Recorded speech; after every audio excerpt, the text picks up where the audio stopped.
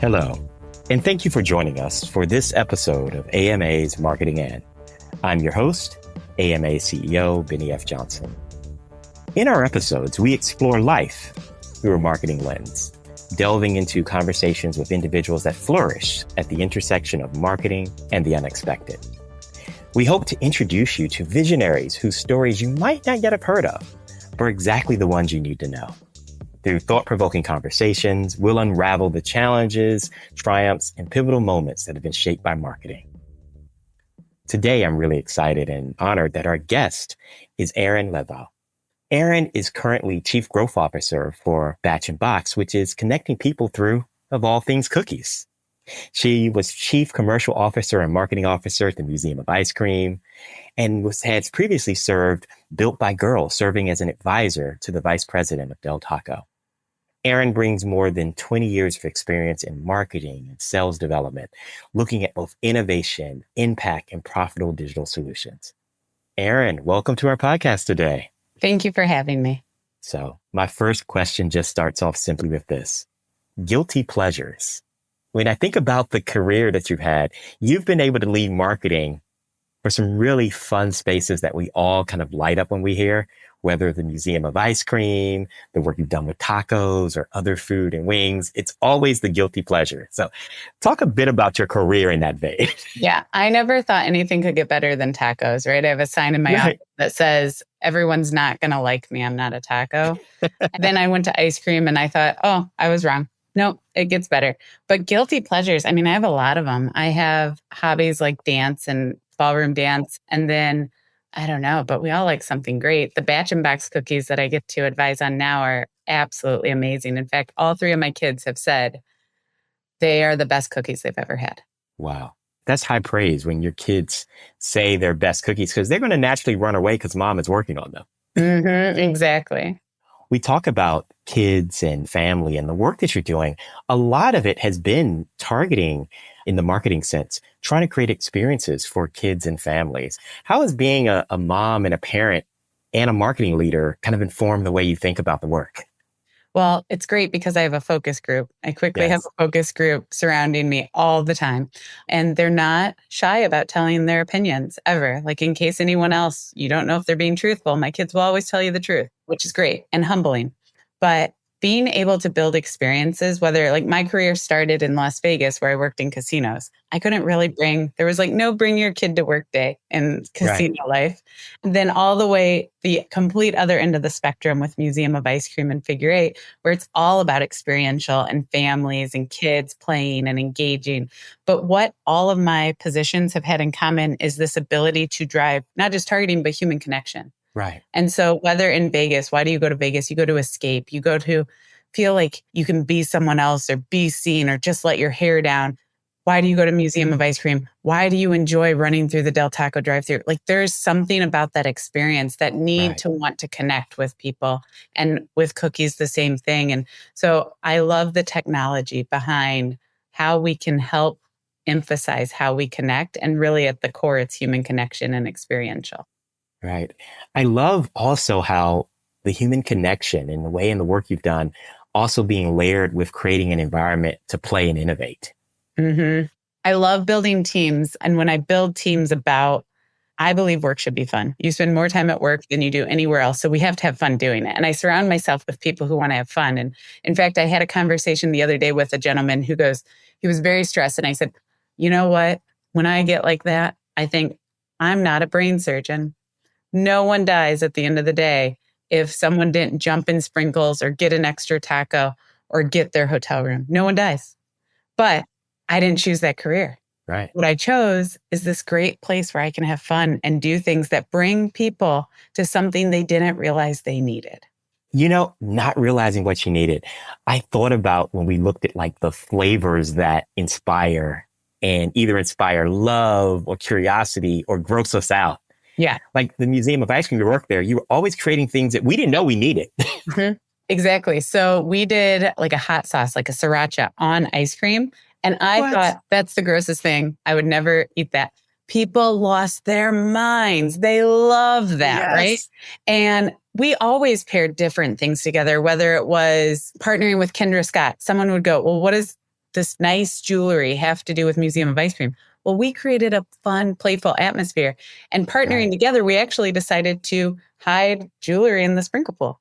And so one, in case you were wondering, I will dive for jewelry, it turns out. So I'll jump right in. I'm like, I got it. Like, I'll push and whatever I need to do to get to that jewelry. But Kinder Scott does a phenomenal job. And the partnership made sense when brought together because we both had this need to want to bring people to a better place, to help them show this great opportunity together. Wow. I love how you've been able to take things that are intimately meaningful to us and then really amplify it out to a shared experience. Yeah. So in Vegas, what was fun is everybody goes, well, we're just selling hotel rooms. And I was like, no, we're not. I said, that's not why you come to Vegas, right? You come to escape. You come for a dream. You come for that Vegas vacation. That's not a hotel room. That's the experience. And so when you bring people there, you want them to create memories. You want them to go home and be like, we got to do that again, whether it's a boys trip, a girls trip, your couples, whatever it might be, whether you're solo and you're doing your first ever solo trip after a breakup, whatever it might be, we want you to create a memory. And so what do we get to do? We don't just build nice hotel rooms. That's the bar. You have to have a nice hotel room and a nice casino. What we build is this experience around it, which is when you walk in, someone knows your name. They know your preferences. They know what you like and dislike. They know which way you want to go and when you want to eat. And are you getting a bottle of water? Because we understand that check-in sometimes sucks, right? So there's so many things, and that all adds to the experience that creates a memorable moment. Right. It's so powerful that you said that because, when you think about these life moments, they're there in the hotel or they're there in your brand experience for just that moment in time. But that moment's been 20 years in the making. It's been 10 years in the making. I think about another big brand that we won't name that talks about the fact that when families come there, this may be the only trip they take as a family. Correct. And they may have spent their entire children's formative years saving up for this space. So every experience matters.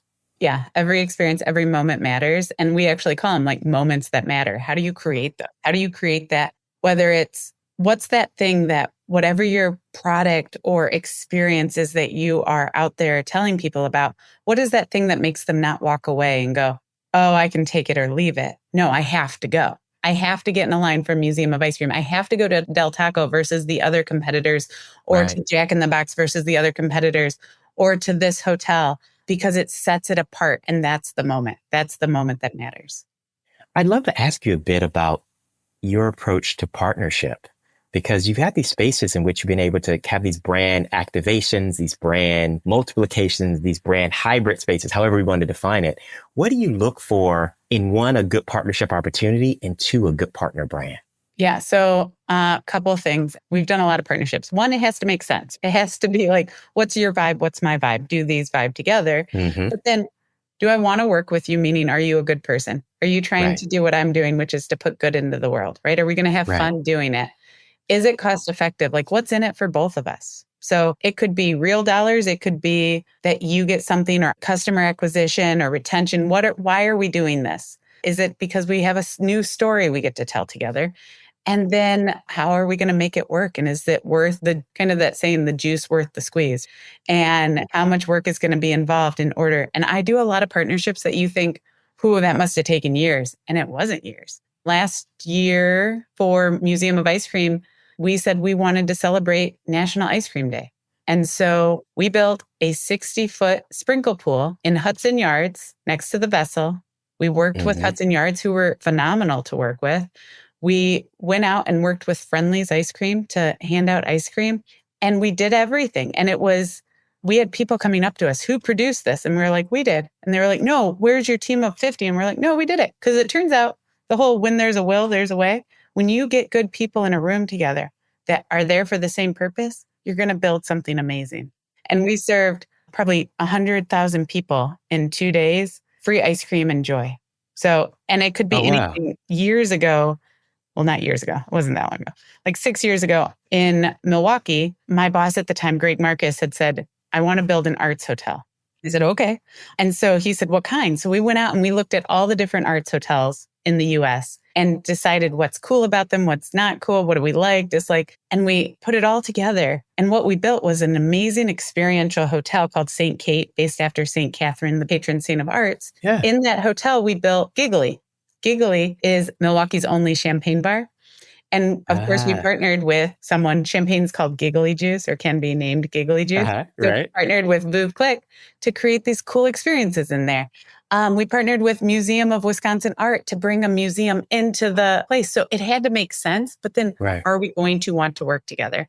And that's where these partnerships come from. Just like Kinter Scott and Museum of Ice Cream or Del Taco and YouTube Sensations. It's like, does this make sense? Is this natural for both of us? And I think that that's, and asking and thinking about the question in a way is so important because you can have things where it looks like the brands should kind of play nicely together, but the magic comes when you really can internalize that. Are these fun people you're working with? Yeah. Is this a dynamic partner? Can we build something, really fantastic together? To work with good people is just the best part of the day. So when you think about that, when you're hiring a team, you talked about, your love of building teams. What is it that you look for in a team member? I don't think you can see it on a resume. A resume, again, is the bar, right? Like someone sends me a resume. I'm like, cool experience. Like, that's great. But I now need to talk to you to feel, do you fit? Are you flexible? And I always call it like, you have to be structured. You have to be organized. You have to be able to do all the things that are required in the job. But are you flexible? Are you someone who's like, no, it's my way or the highway? Right. Are you a team player? Do you like showing up to be part of the team? Do you invest into others? How do you give back, right? Those things I think make a well-rounded soul.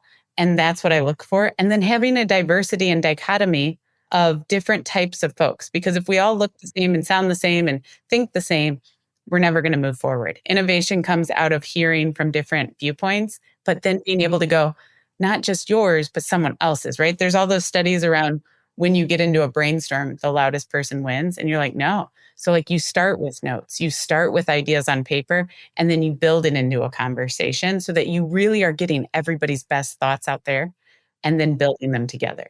That's so true on how we set the frame around innovation in the brainstorm, because we'll come in and we'll pull this out and you'll have these natural structural bias in the conversation where this one is more amplified, this person is more external. Or seniority or whatever. Or seniority. I know I tell my teams all the time, we'll do brainstorms and I'll completely take away the markers for the board. I'll take away the list and take away the desire of somebody to mark a list, because when you start to put things on the board, you automatically start to imply a false ranking. Yep. Is it first because I put number one? Or is it first because we said it was first? It doesn't mean it's best. So we hold off to get through. So by the time we get to placing it on somewhere, we've kind of beat it up and look for these other opportunities. Yeah, it's kind of that unexpected flavor that comes up in either ice cream or tacos. So unexpected surprises. We talked a bit about unexpected surprises with ice cream before. So to keep us thinking about guilty pleasure food, what taco combination blew your mind? When you're the marketing lead, you see this menu item, what blew your mind? In tacos. Oh man. I mean, there's lots of them. Like the Choco Taco, right? Like the Choco Taco. Delicious. There are plenty of different combinations, but I remember the first time someone said, we're basically going to take a taco and put it in like a sandwich bun. And I went, isn't that just a sandwich then? But it just tasted so different. It was so good.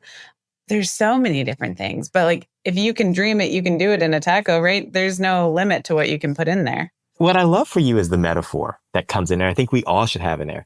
Just because it sounds gross doesn't mean it will be gross, right?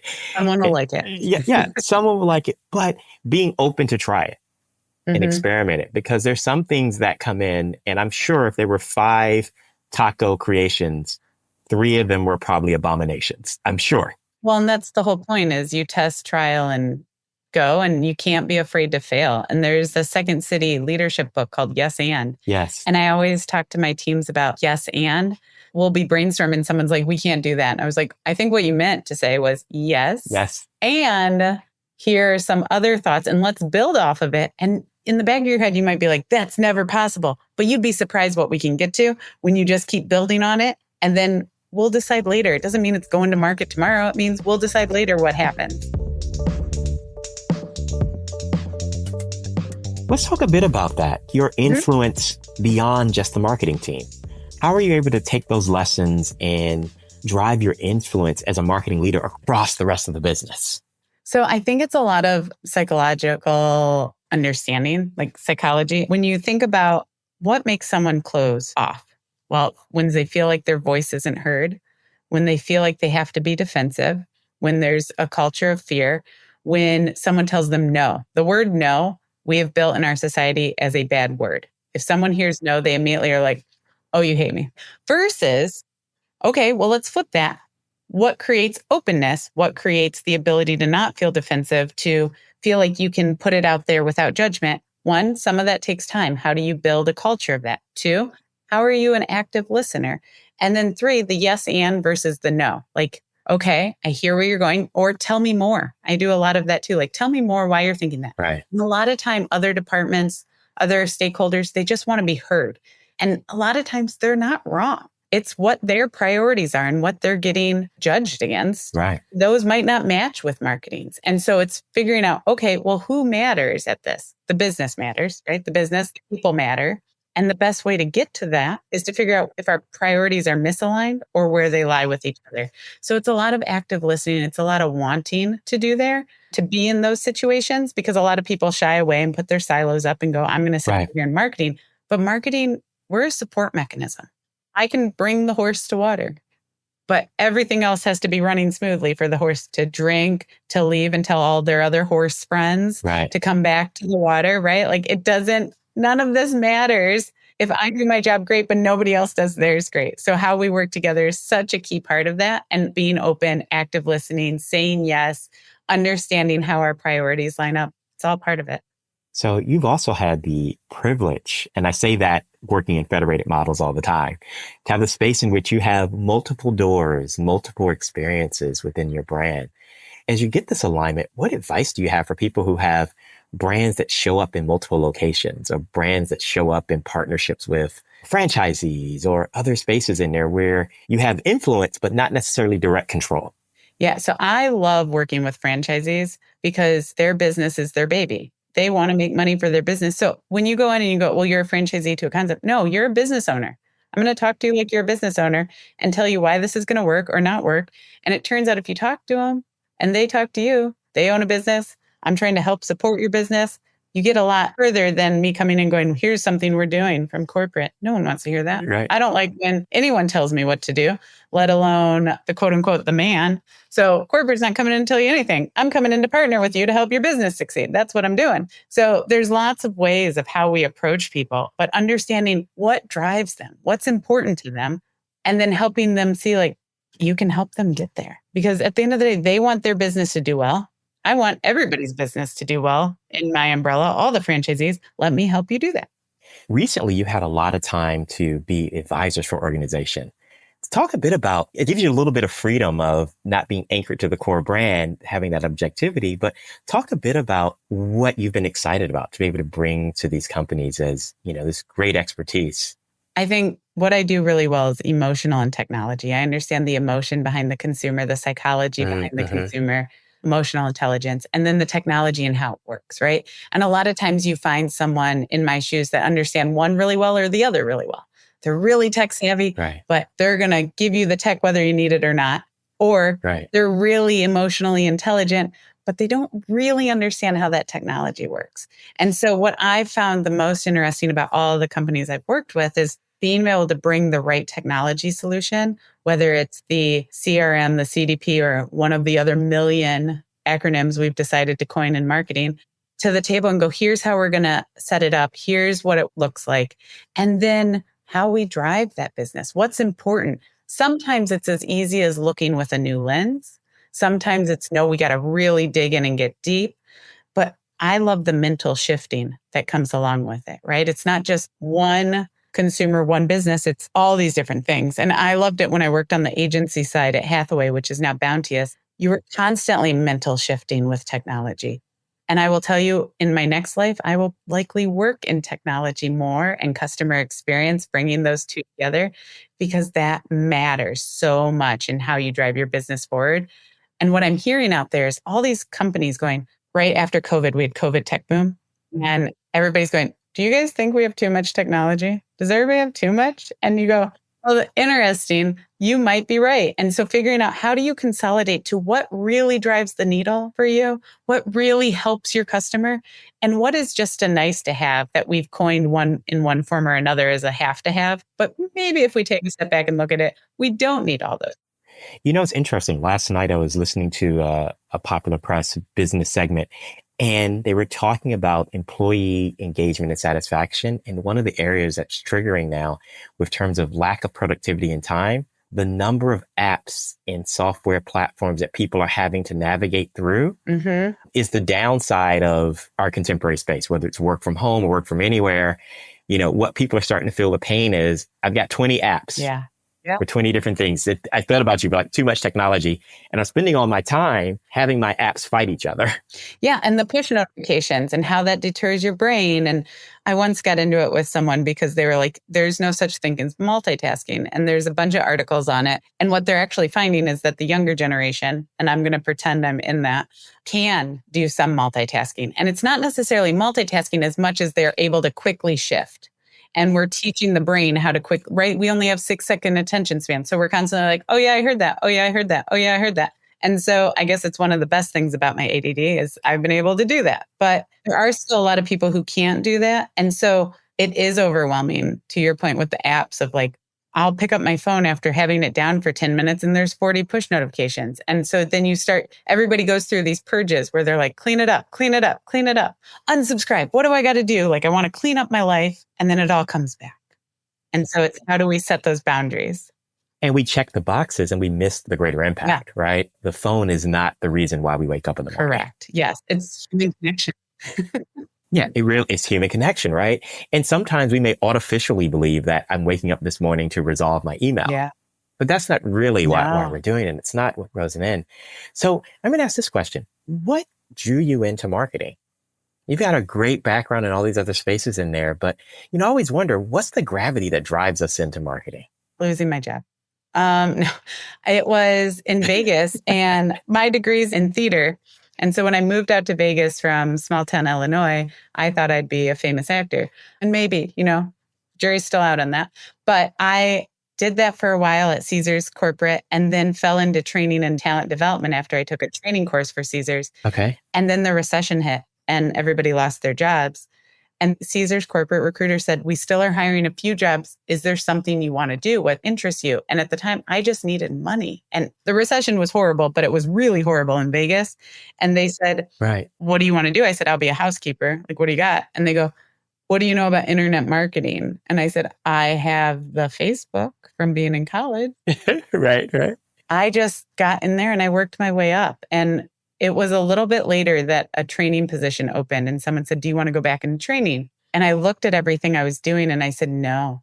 I said, I have a skill here. I have a natural ability here.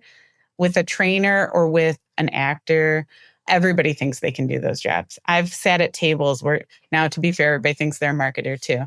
But I've sat at tables where like lawyers are like, I've always thought I could be an actor. And I'm like, oh, cool. It's a skill that I worked really hard to cultivate, but that's fine. And so I knew in marketing, I was actually building this skill set. Right. And so I stayed and that just led me down the path. And when someone said, hey, you want to try this? I was like, sure, let's do it. And worst case, I failed at it. Best case, great learning opportunity. It's wonderful how we when we have the yes and thinking, we open ourselves up for the space in there. You can be that. So when you think about your career you've had and you've gotten lots of accolades on being a dynamic marketing leader, if I ask your team what they're most proud of, they'll give me one answer. But I'm asking you, what are you most proud of in this career you've been working through?